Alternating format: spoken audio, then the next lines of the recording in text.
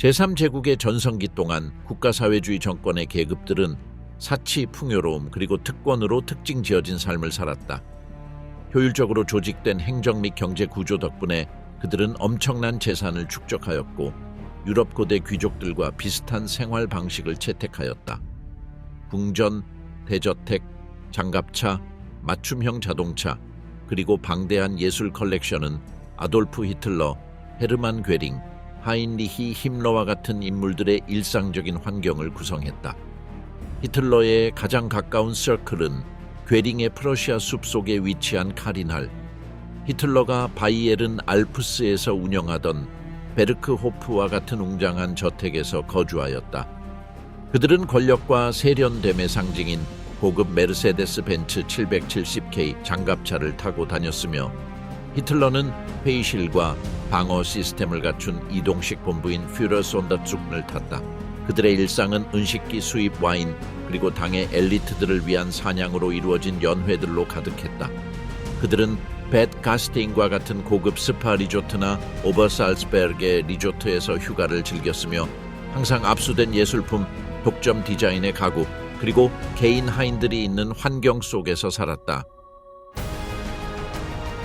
피해 기념비, 제국의 남자들의 화려한 집들, 국가사회주의의 전성기 동안 나치즘의 고위급 인물들은 독일 왕정 시절의 고대 귀족들에서만 볼 수 있는 전례 없는 부를 누렸다. 이것은 히틀러와 그의 신뢰받는 남자들, 예를 들어 헤르만 괴링의 호화로운 거처들에서 그대로 드러났다. 괴링은 나치즘의 가장 인상적인 대저택 중 하나인 카린할의 주인이었다. 1933년 프로이센 주정부는 괴링에게 약 120헥타르의 땅을 평생 사용하고 즐길 수 있는 권한을 부여했다. 이 지역은 독일에서 가장 큰 숲 지역 중 하나였으며 당시에도 독일에서 가장 아름다운 지역 중 하나로 여겨졌다. 괴링은 이곳에 거대한 농장 단지를 건설하기 시작했으며 나치의 최고위층을 맞이할 수 있는 대저택을 지었다.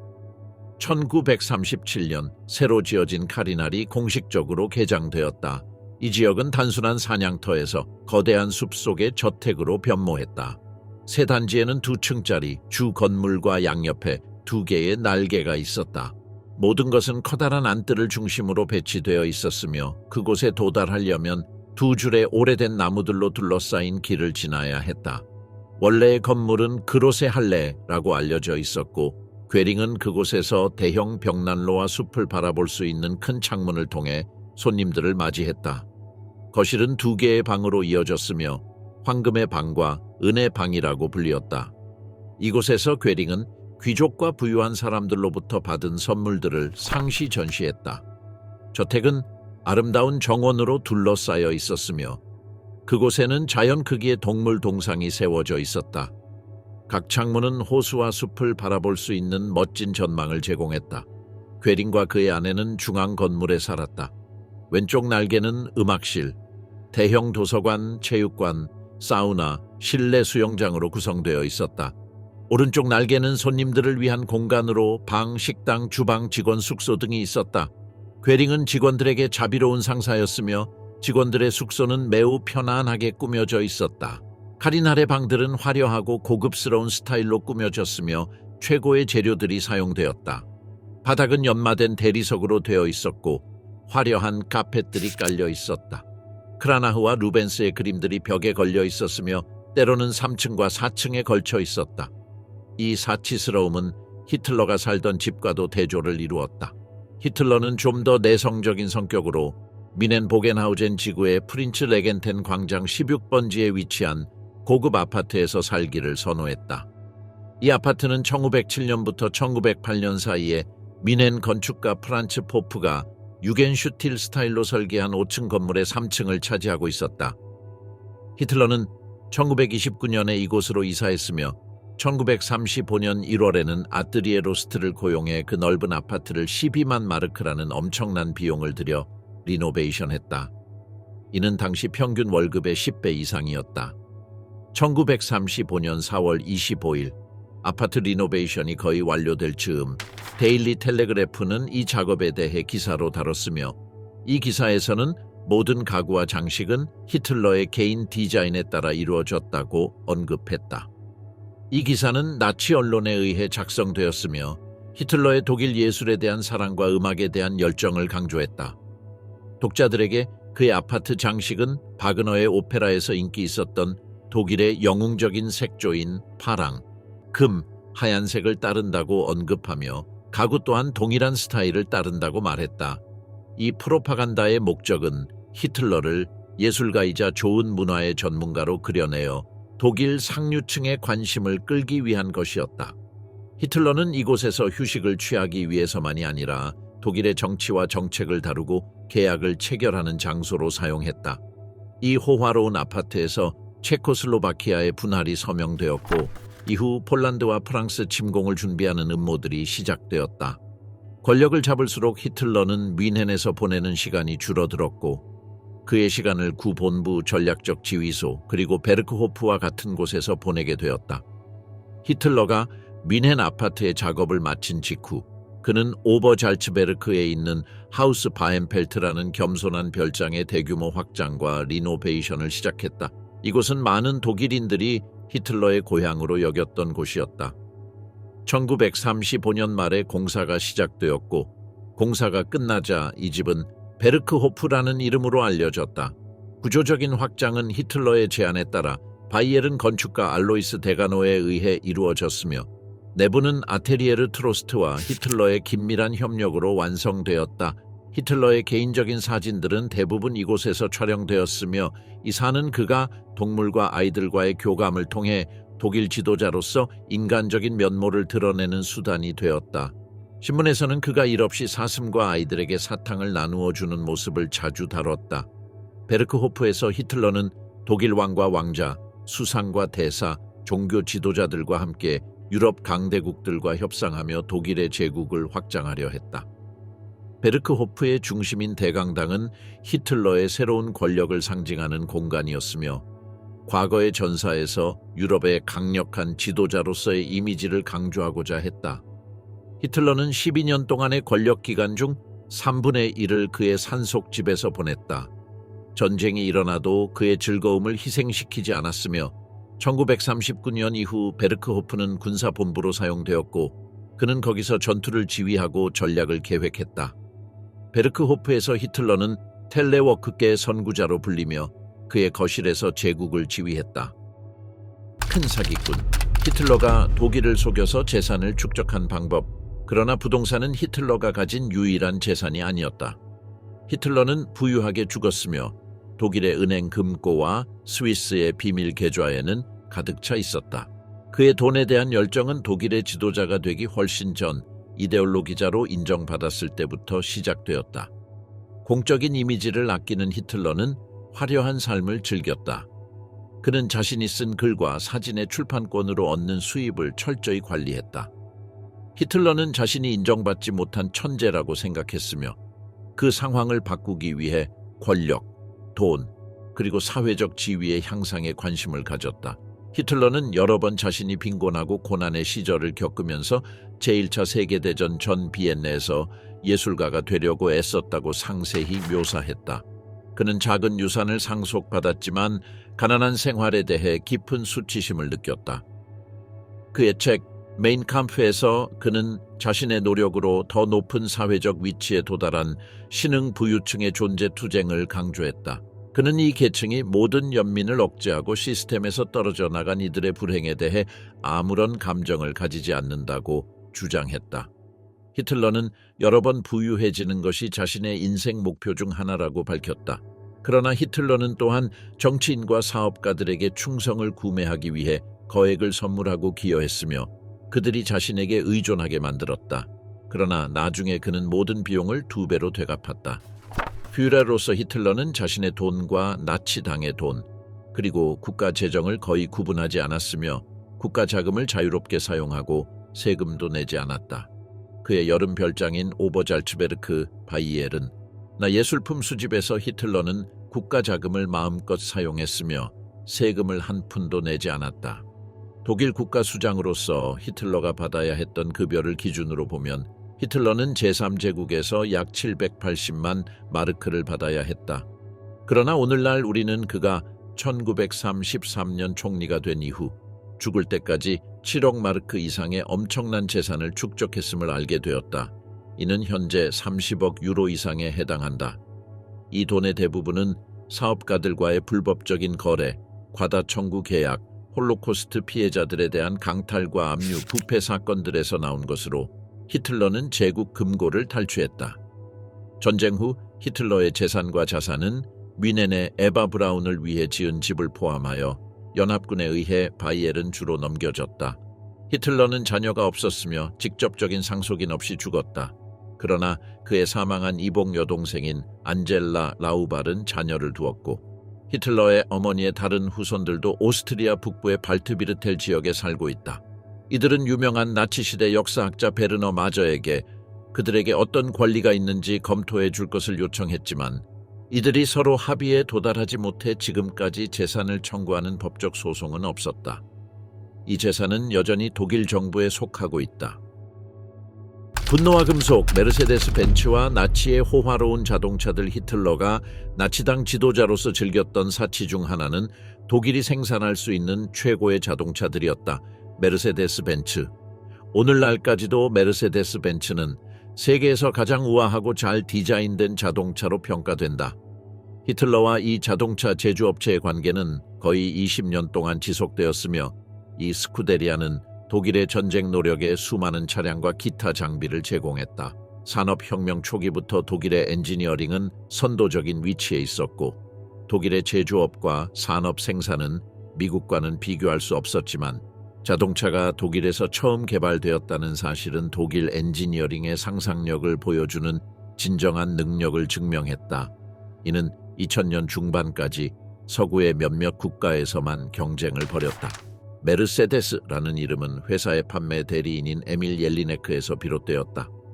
1900년대 초 옐리네크는 다임러의 단기 전투용 자동차에 만족하지 못했다.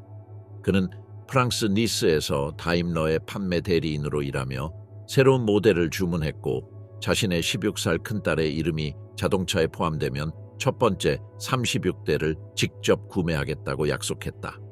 그는 1903년에 가족 이름을 옐리네크 메르세데스로 변경했다.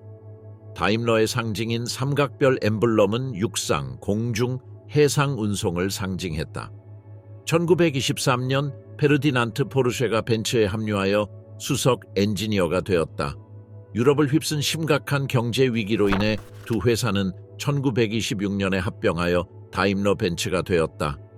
다임러에서 생산된 자동차는 곧 메르세데스 벤츠로 불리게 되었고 때로는 자동차 문헌에서 MBJ로 축약되기도 했다.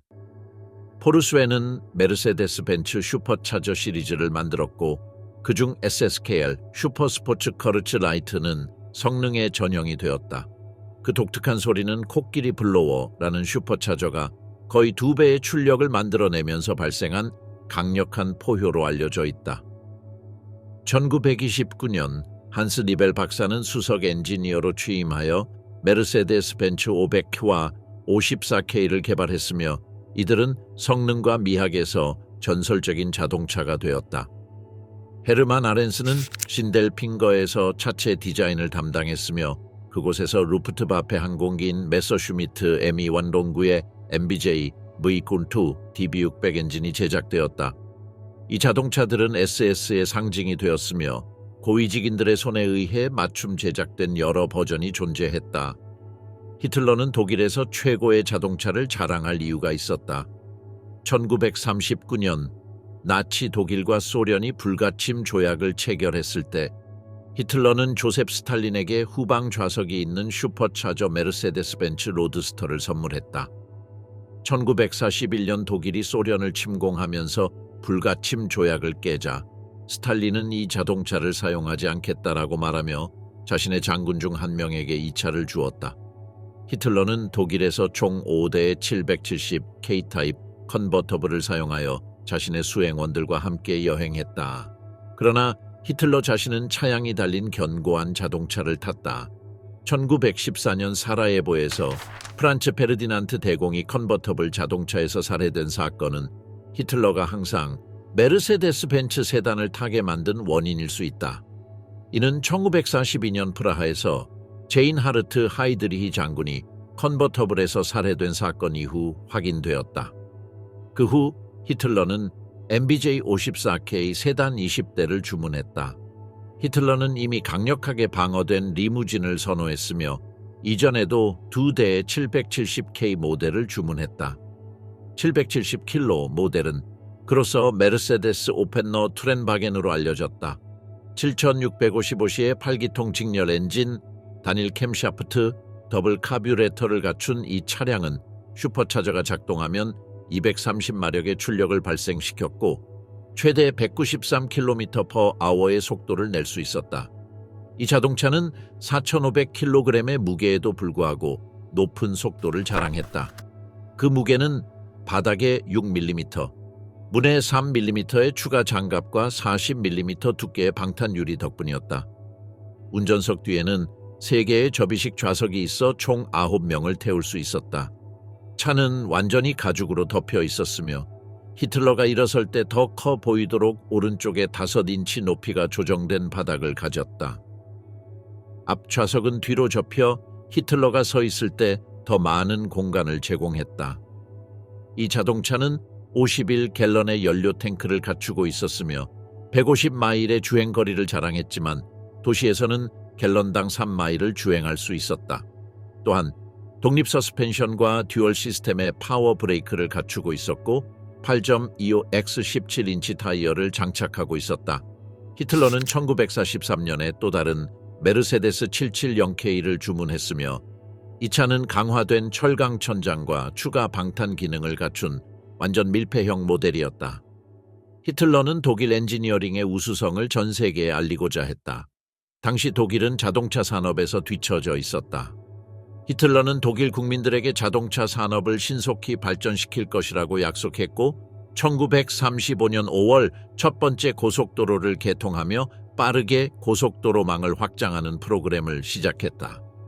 정부의 지원을 받아 메르세데스 벤츠는 1932년 6,000대에서 1934년 12,000대로 생산량을 2배로 늘렸다. 1935년에는 이 숫자가 25,000대로 2배 이상 증가했다. 메르세데스 벤츠가 생산한 770K 방탄차의 정확한 숫자는 알려져 있지 않지만 괴링, 힘머, 괴벨스와 같은 고위 나치 인사들이 자신만의 모델을 사용했다는 사실은 잘 알려져 있다.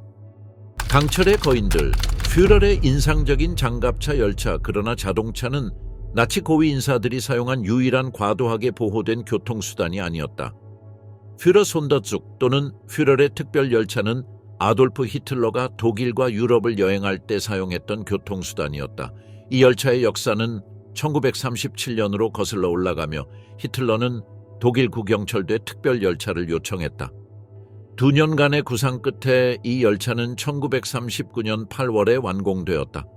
처음에는 후에르 손더즈 아메리카로 불렸고 이후 브란덴부르크로 이름이 바뀌었다. 전쟁 중 이 열차는 후히어의 이동본부로 사용되었으며 발칸반도 전투까지 사용되었다.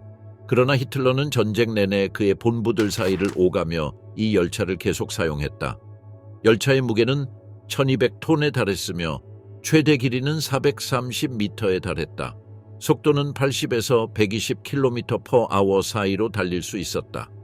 열차의 객차는 방탄 처리가 되어 있지 않았고 퓨럴의 필요에 맞게 개조된 표준 화물차였다. 예를 들어 히틀러의 개인 객체는 테러 공격을 방지하기 위해 콘크리트로 강화된 대리석 욕실이 있었다.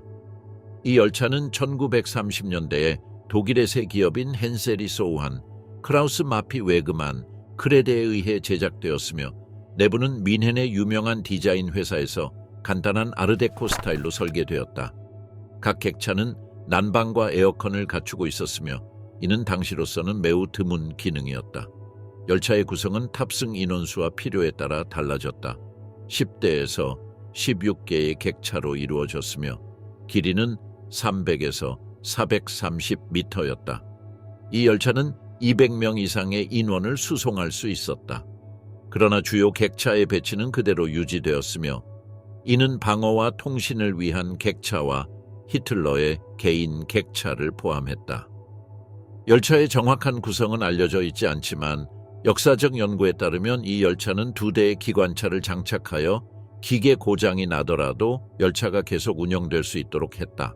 그러나 증기 기관차를 사용했기 때문에 기관차는 200km마다 새로운 석탄을 장착한 기관차로 교체해야 했다. 열차 양쪽에는 SD플 포이아이 39 대공 차량이 배치되어 있었으며 각 차량은 4개의 튜브로 구성된 플라크 비어링 38 대공포 2개를 장착하고 있었다. 이 대공포는 지상에서 4.7km, 고도 2,500m까지 도달할 수 있었으며 분당 800발의 발사 속도를 자랑했다. 히틀러의 개인 차량인 퓨러와겐은 DRB 풀만차로 2명의 경호원이 지키는 전실, 대형 테이블과 단풍나무 소파가 있는 거실, 간단한 싱글 침대와 대리석 욕실을 갖춘 침실, 3개의 손님방, 샤워실, 또 다른 경호원이 있는 전실을 포함하고 있었다. 지휘 및 통신 차량은 회의실을 포함하고 있으며 최신 통신 장비, 전략 회의실, 텔레타이프 및 암호 장치가 갖춰져 있었다. 또한 내부 및 외부 전화를 위한 전화 교환기와 메시지 암호화 및 복호화를 위한 애니그마 기계가 갖춰져 있었다. 나머지 열차는 SS 인원, 정치적 수행원, 손님들을 위한 객차로 구성되었다. 이 열차는 제2차 세계대전에서 중요한 역할을 했다. 1939년 9월 3일, 아메리카는 전쟁 본부로 처음 사용되었으며 히틀러는 폴란드 전투를 면밀히 지휘했다.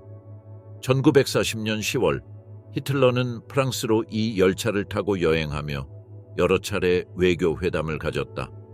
1941년 4월, 이 열차는 비엔나 근처의 작은 도시인 모에니히키르헨에 주차되어 히틀러는 그곳에서 유고슬라비아 침공을 지휘했다. 1941년 8월, 히틀러와 무솔리니는 안락의 süd에서 만나 소련 침공 계획에 대해 논의했다. 이 시설은 서로 30km 떨어져 2개의 강화된 터널로 구성되어 있었으며 두 열차는 폭격을 피할 수 있었다. 히틀러의 열차는 스트지좁 터널에, 무솔리니의 열차는 스테피나 터널에 주차되었다.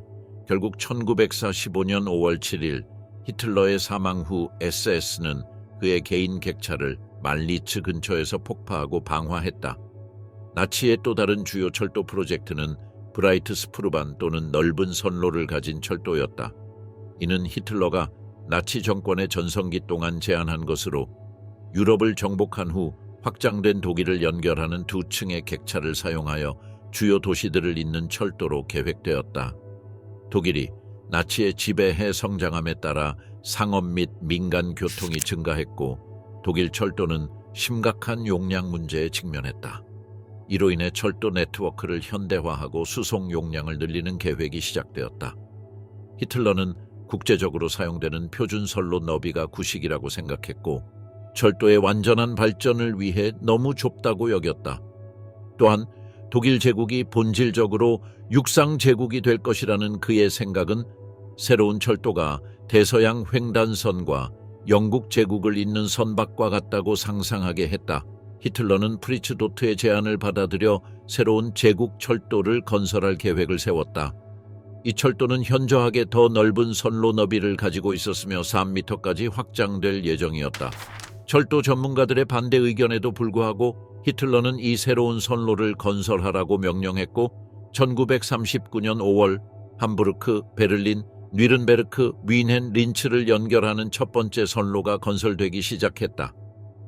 그러나 이 프로젝트는 선로 계획과 초기 지형 작업 이상으로 진행되지 않았다. 제1차 세계대전 후 독일이 겪은 경제적 수리로 인해 독일 철도 회사인 도이체 라이크스바는 적절한 확장과 충분한 유지 보수를 위한 자금을 몇 년간 구하지 못했다. 또한 새로운 기관차와 객차는 프로토타입을 만드는 데 매우 비쌌기 때문에 이 프로젝트는 전쟁이 끝나면서 잊혀졌다. 나치의 약탈 문화, 예술과 유물의 비도덕적인 도난, 역사상 가장 치욕적인 예술 도난 사건 중 제3제국이 저지른 도난은 가장 거대한 규모로 제2차 세계대전 말까지 유럽 예술의 20% 이상을 약탈했다. 이는 부분적으로는 현대 미술에 대한 체계적인 공격과 히틀러가 자신의 고향인 오스트리아 린츠에 퓨러 무슴을 열어 유럽의 가장 가치 있고 찬사를 받은 예술 작품들을 전시하려는 욕망에서 비롯되었다. 나치당의 회원들은 파리의 주드파움의 박물관과 뮌헨의 나치 본부, 그리고 메르케르, 알타우제, 지겐의 동굴과 광산의 예술작품들을 약탈하고 숨기기 시작했다. 이 문화적 공격은 연합군의 반응을 일으켰고 자원봉사자들은 예술작품들을 국가기관에서 숨기고 보호하기 시작했다. 그러나 개인 소장품은 거의 보호를 받지 못해 자주 압수되었다.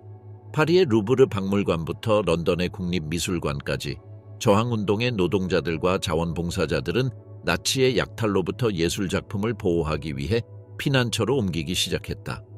시골 수도원에서부터 웨일스의 거대한 슬레이트 채석장까지 유럽의 예술은 여러 나라와 세계의 문화유산을 보호하기 위해 가장 의외의 장소에 숨겨졌다. 이러한 노력에도 불구하고 수천 점의 예술작품이 개인과 기관에서 도난당하고 나치운동의 가장 영향력 있는 회원들의 집과 사무실에서 유통되었다.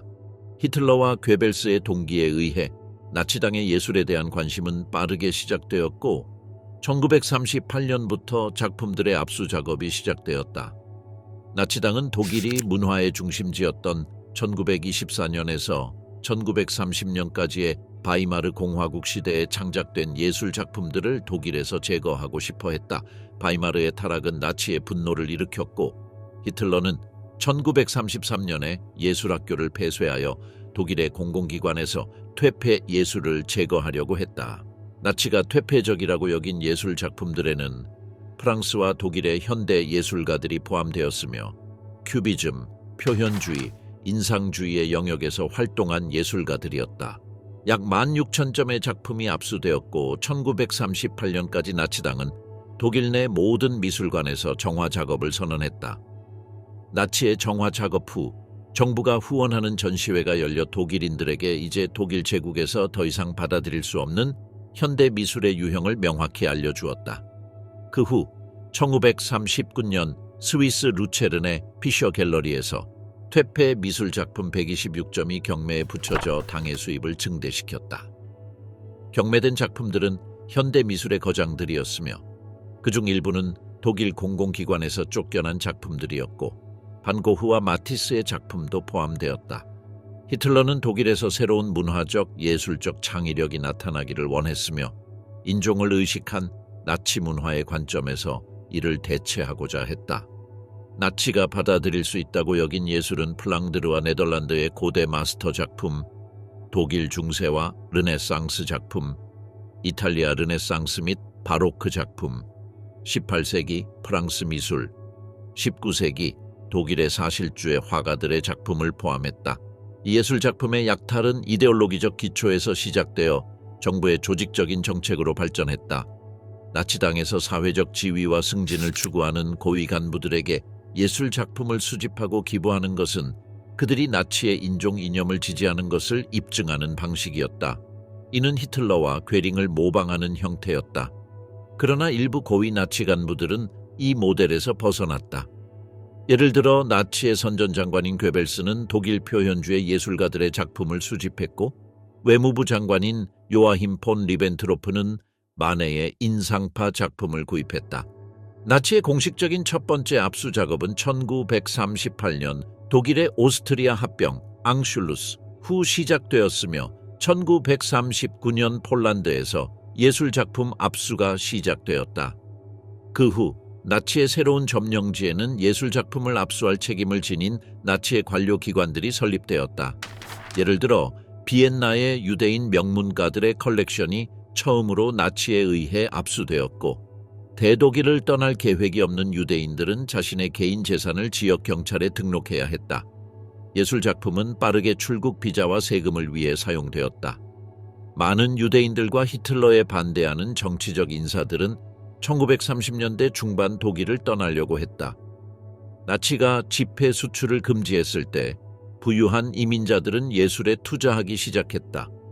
외환이 부족하자 예술작품은 종종 돈 대신 사용되었고 1939년까지도 예술작품은 독일을 떠날 수 있는 개인 자산으로만 간주되었다.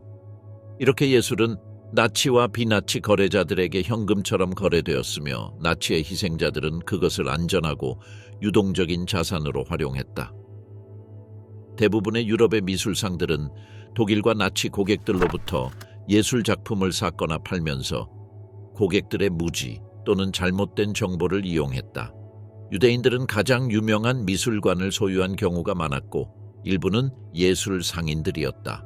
1938년 4월 괴링은 유대인의 재산 신고에 관한 법령을 발표했으며 이에 따라 1938년 6월 30일까지 제국의 모든 유대인들은 자산을 평가하고 이를 나치 당국에 신고해야 했다. 압수된 예술 작품은 종종 나치 및 독일의 개인 컬렉션으로 예약되었고 일부는 중립국인 스위스와 같은 곳에서 구매자들에게 판매되었으며 더 많은 예술 작품과 나치 전쟁 기계의 자재를 구매할 자금을 조달했다. 또한 스위스는 퇴폐 예술을 판매하는 넓은 시장을 제공했다. 전쟁 중 파리 미술 시장은 가장 활발했으며 프랑스의 경매 회사와 상인들은 독일 고객들에게 비싼 가격의 예술 작품을 팔았다. 네덜란드의 예술 부유물도 인기 있는 약탈 대상이었으며 이탈리아 시장도 독일과 나치 고객들을 착취하여 가격을 부풀리고 그들의 동맹국인 독일로부터 불법적인 이익을 얻고 있었다. 전쟁 동안 예술 작품의 압수가 확장되면서 나치들은 예술 작품을 독일과 오스트리아로 되돌려 보내는 계획을 세웠다. 그들은 예술 작품을 폭격으로부터 보호하기 위해 소금 광산과 동굴에 보관하기 시작했다.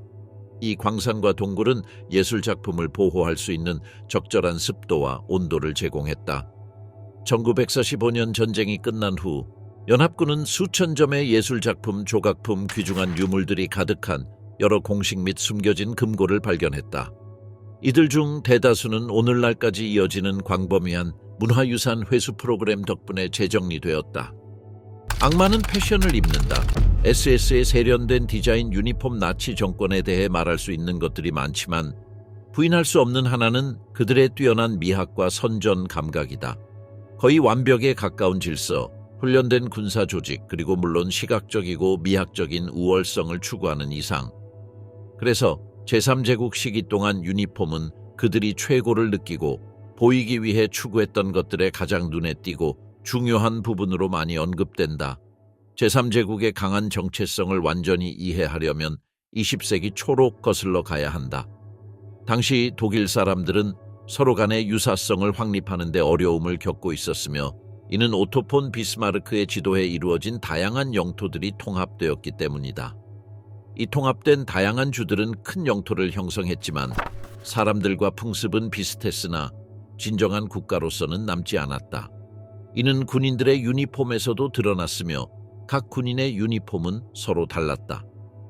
유니폼은 기본적으로 유니폼을 착용한 사람들 간의 소속감을 형성하는 중요한 역할을 해야 하는데 당시에는 이를 충족시키지 못했다. 제1차 세계대전이 발발했을 때 독일군의 모든 병사들이 동일한 의복과 색을 사용했지만 그 의상에는 진정한 정체성이 없었다. 국가사회주의당은 제1차 세계대전에서 패배하고 국제적으로 치욕을 겪은 독일 국민들에게 자부심을 심어주기 위해 탄생했다. 독일은 전쟁의 원인으로 낙인 찍혀 국제사회에서 고립되었고 막대한 세금이 부과되었다. 독일인에게는 좋은 시기가 아니었고 많은 사람들은 이에 대해 부끄러워했다. 바로 이 자존감의 균열 속에서 나치당은 독일 대중을 결집할 기회를 찾았다. 히틀러는 대중에게 소속감을 심어줘야 한다는 것을 완벽하게 이해했다. 그래서 그는 강력한 아리안 정체성을 구축하기 위해 적합한 유니폼을 선택하는 것이 중요하다는 것을 인식했다. 많은 역사학자들과 전문가들은 유니폼에 대한 일반적인 환상에 대해 이야기한다. 유니폼은 공동체, 질서, 경쟁, 그리고 합법적인 권위를 상징한다고 믿어졌고 이는 나치들이 추구한 이데올로기에 맞춰 유니폼을 착용하면 그들이 자행한 잔인한 행동들이 정당화될 수 있다는 메시지를 전달했다. 즉, 유니폼은 나치를 만든 것이며 이를 통해 죽음과 파괴의 존재로 변하게 된다. 아돌프 히틀러는 자신의 개인 군대인 SS를 통해 이 미학적인 개혁을 시작했다. 이 충성스러운 군인들은 히틀러의 경호원 역할을 했으며 히틀러가 권력에 오르던 초기에는 독일 군대에 전적으로 의존할 수 없었기 때문이다. SS의 두 주요 그룹은 Allgemeine SS SS 일반화, 와픈 SS 무장 부대였다. 올게마인 SS는 나치 독일의 인종 정책을 수행하고 일반 경찰 역할을 했으며 바펜 SS는 독일 군대 내에서 전투 부대였다. 세 번째 그룹인 SS 토텐코프밴드는 강제 수용소와 처형 캠프를 관리하며 제3제국의 가장 비인간적인 업무를 담당했다. 이 충성스러운 군인들은 전통적이고 우아한 검은 유니폼을 착용했으며 SS의 상징과 특징적인 해골 문양이 장식되어 있었다. 이 유니폼은 나치즘의 군사 유니폼으로 역사에 남게 되었다. SS가 역사상 가장 사악하고 잔혹한 중군사 조직 중 하나였다는 점은 부인할 수 없지만 그들의 유니폼은 가장 세련된 것들 중 하나로 평가된다. 이 유니폼이 그렇게 세련된 이유는 독일 지도자들이 차가운 계산을 통해 디자인했기 때문이다. 첫째, 이것은 단순한 의복이 아니라 매우 전문적으로 제작된 제품이었다. 계급과 지위에 따라 각 유니폼은 공식 행사, 퍼레이드, 전투에 맞게 다르게 제작되었다.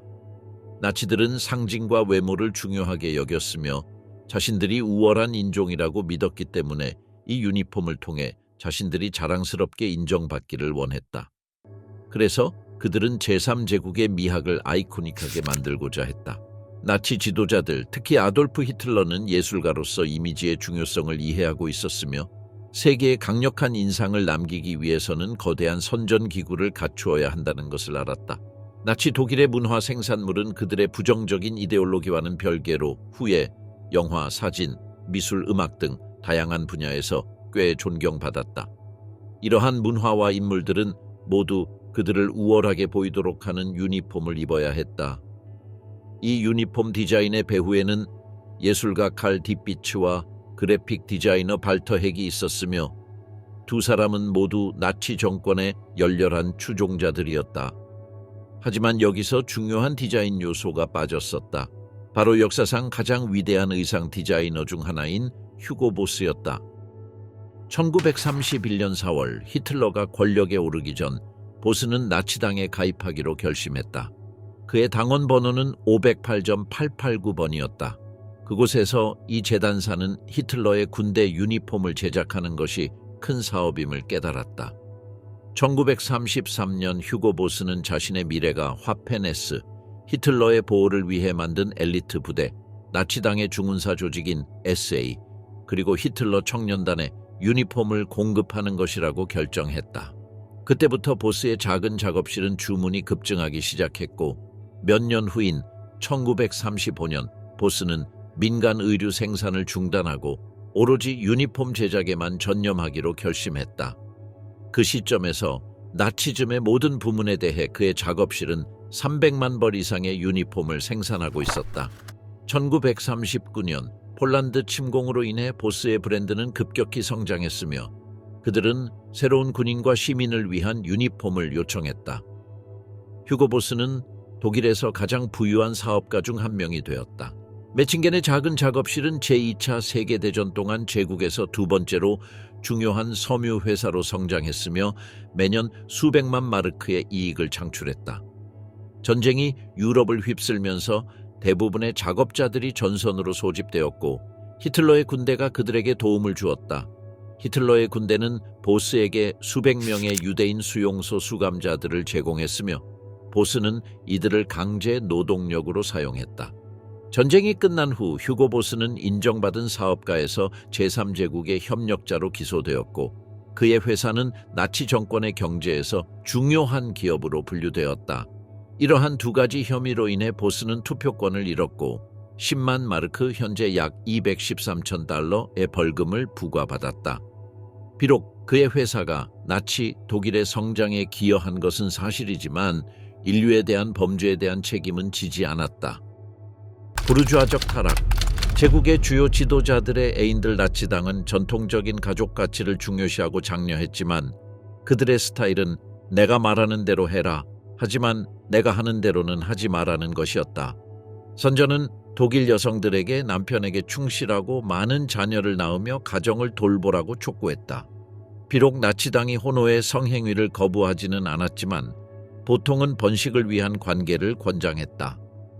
제국은 자녀가 필요하다는 방송이 중산층과 상류층 가정에서 들려왔다. 하지만 나치 고위 지도자들은 극단적인 권력과 영향력을 가지고 여러 차례의 불륜을 저질렀고 비밀리에 감춰져 있던 이 사실들은 결국 드러나게 되었다. 첫 번째로 언급할 만한 사례는 하인리히 힘러로 그는 비서와 2명의 자녀를 두었다. 힘러는 악명 높은 SS의 수장이었으며 SS는 히틀러의 오른팔 역할을 하며 나치의 주요 인물들의 경호를 담당했다.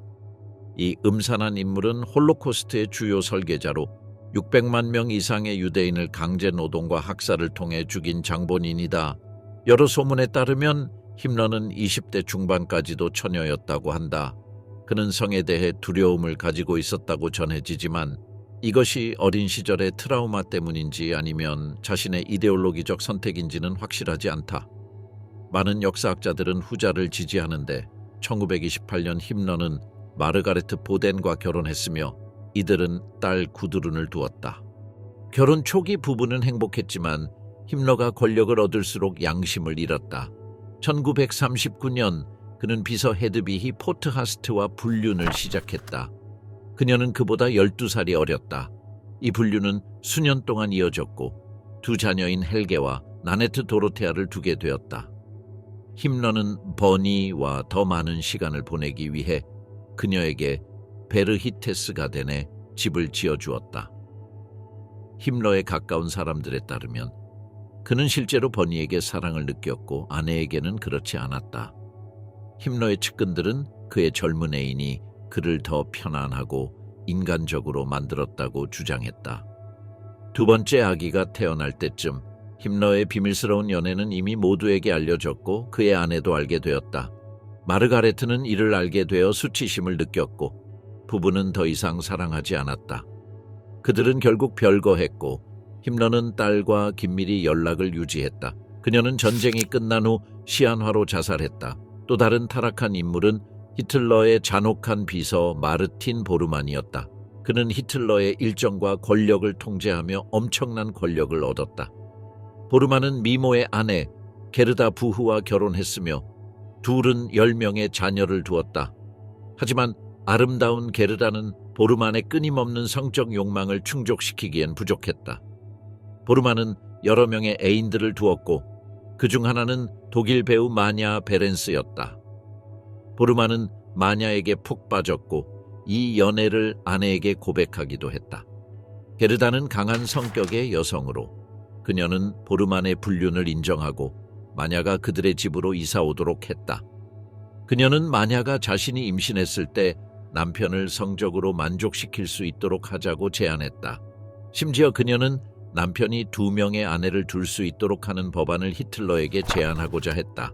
하지만 마냐는 이를 받아들이지 않고 보르만과의 관계를 끝냈다. 대신 그녀는 무기 공장에서 긴 시간을 일하기로 했다. 전쟁 후 마냐 베렌스는 성공적인 배우가 되었고 무대 미술가 카를 폰 아펜과 결혼했다. 1960년대에 그녀는 보르만과의 연애가 공개되면서 영화에서 연기를 금지당했지만 연극에서는 계속 활동했다. 마지막으로 영화 배우들과의 애정으로는 요제프 괴벨스를 빼놓을 수 없다.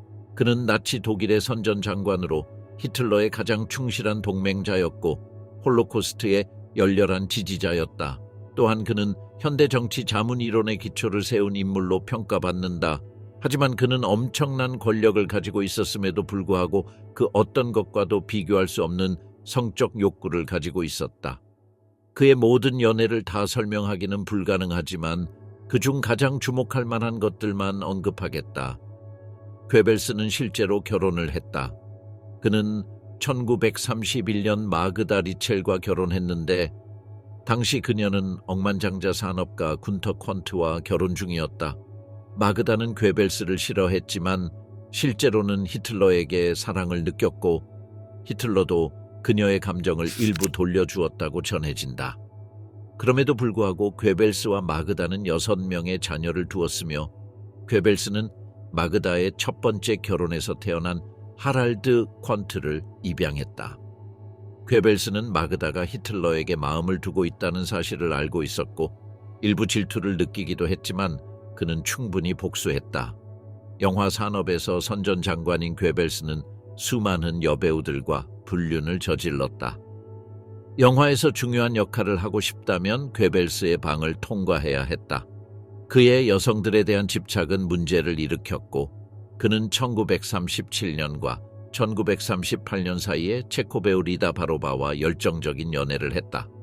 결국 괴벨스는 아내 마그덱에게 체코 애인에 대해 고백했고 일본으로 도망가려 했다고 한다. 이 연애는 너무도 강렬했고 마그다는 히틀러에게 도움을 요청했다. 히틀러는 괴벨스에게 더 이상 성적 모험을 하지 말라고 명령했으며 선전장관은 완벽한 가족 이미지를 보여야 한다고 주장했다. 나치는 리다의 연기 경력을 파괴했다. 게슈타포는 그녀를 쫓아다니며 그녀를 모든 면에서 비방했다. 이탈리아 영화에 출연하기도 했지만 리다는 평생 연기 경력을 쌓기 위해 싸워야 했다. 부패한 금속, 힘러의 로지아에서 만들어진 음산한 해골의 반지 나치즘의 가장 이상한 사치 중 하나는 히틀러와 힘머가 SS의 훈장을 받은 고위 장교들에게 수여한 기이한 훈장들이다.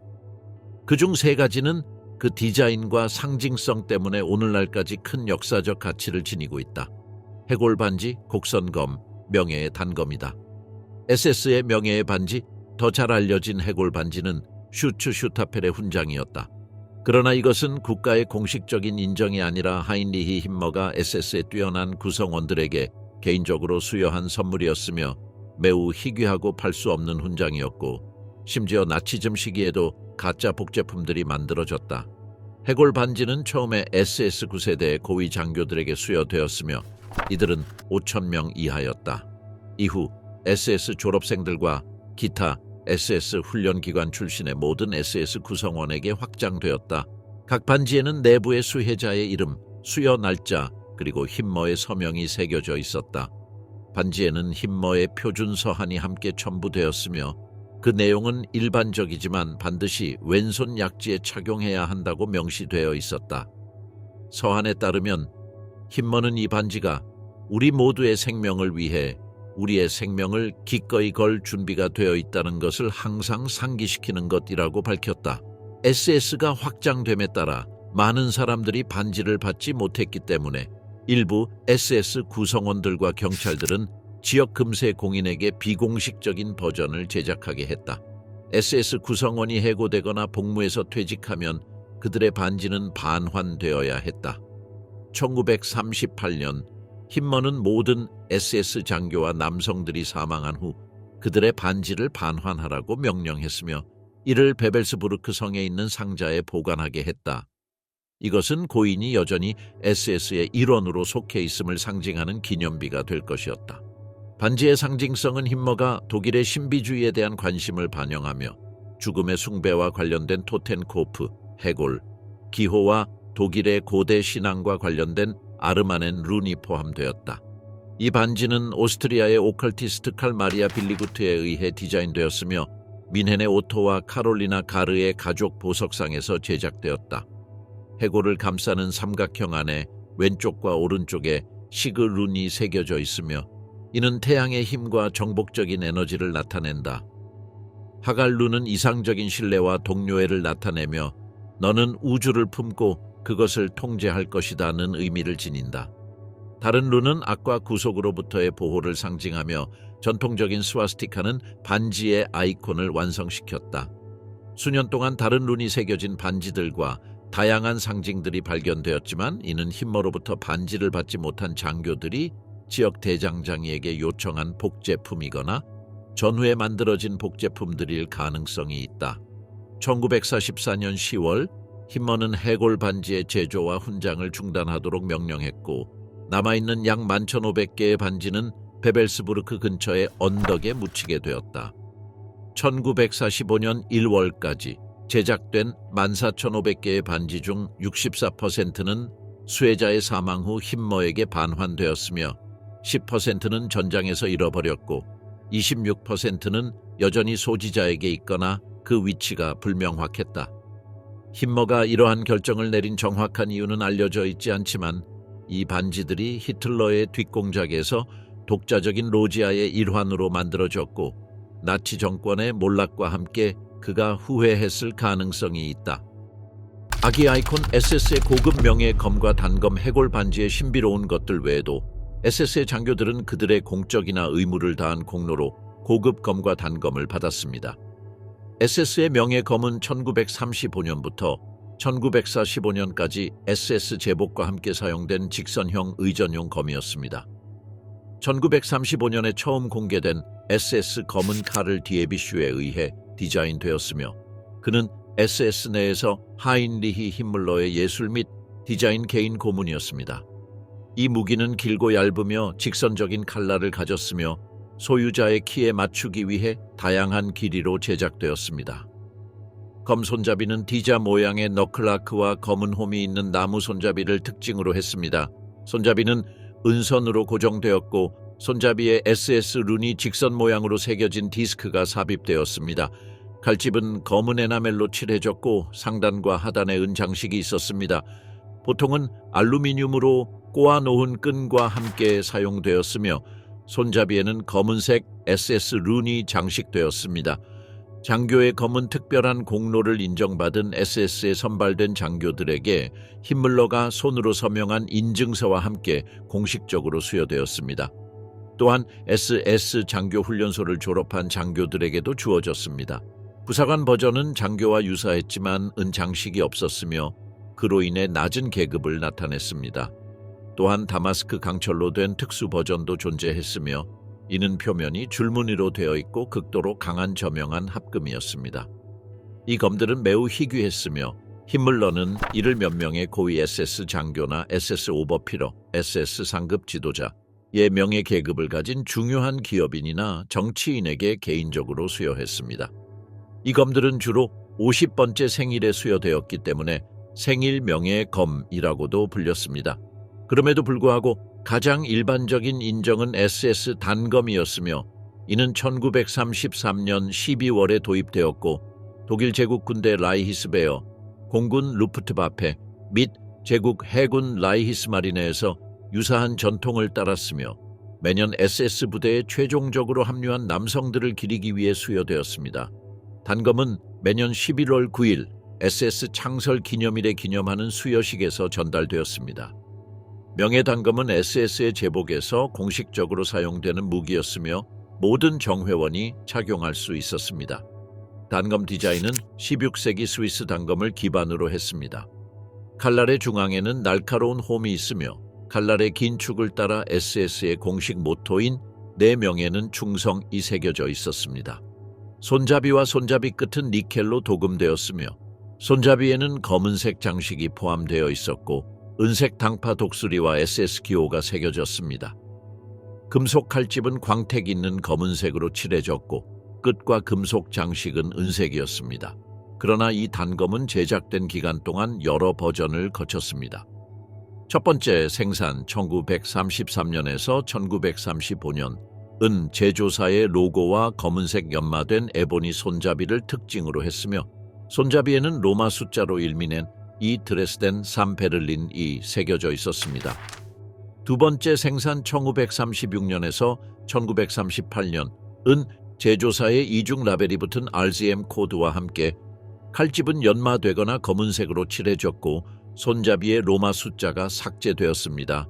마지막 생산 1938년에서 1942년 은 RGM 코드와 함께 칼집은 검은색으로 칠해졌으며 손잡이에는 알루미늄이나 더 저렴한 금속으로 제작된 독수리 배지가 삽입되었습니다. 이 단검 외에도 SS의 옛 부대원들, 즉 히틀러가 권력을 잡기 전에 조직에 가입한 창립 장교들에게는 별도의 버전이 존재했습니다. 이 단검은 첫 번째 생산 모델과 동일했지만 칼집에는 토텐코프 해골과 SS 룬이 장식된 직사각형 플레이트로 만든 체인이 달려 있었고 추가적으로 은 장식으로 스와스티카 모양이 있었습니다. 이 단검들은 SS의 리더인 하인리히 힘물러가 직접 수여했습니다. 몇몇 단검에는 따뜻한 동료애로 H 힘물러라는 각인이 새겨져 있으며 이는 수여받은 장교들이 힘물러에게 특별히 존경받았음을 나타냅니다. 이 단검들은 거의 동일하게 제작되었으나 몇몇은 더 고급스러운 재료로 제작되어 나치 시대 유물 시장에서는 고가의 희귀품으로 취급됩니다.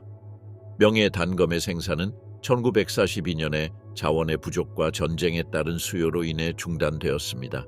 중요한 원자재는 모두 무기와 탄약 생산에 사용되었기 때문입니다.